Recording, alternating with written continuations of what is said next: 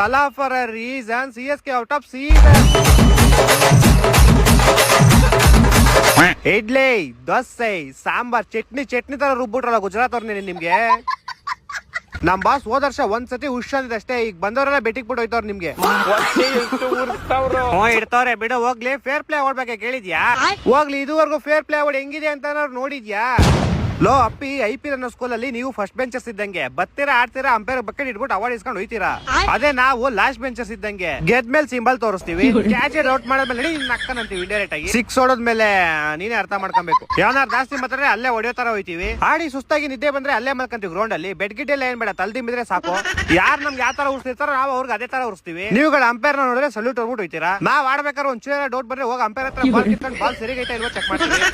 ಇದೆಲ್ಲ ಮಾಡಕ್ಕೆ ನಿಮ್ಗೆ ಮೀಟರ್ ಐತಾ? ಮೀಟರ್ ಇಲ್ಲ ಬೇಡಪ್ಪ, ನಾವೆಲ್ಲ ಡೀಸೆಂಟ್ ಆಗಿ ಆಡ್ತೀವಿ. ಯಾಕೆ ಹೇಳು, ಫೇರ್ ಪ್ಲೇ ತಗೊಂಡು ನಿಮ್ ತಿಕ್ ಹಿಡ್ಕೊಬೇಕಲ್ಲ. ಕೈಲಾಯ್ತಾ ಇಲ್ಲ ಅಯ್ಯೋ ಅಣ್ಣ.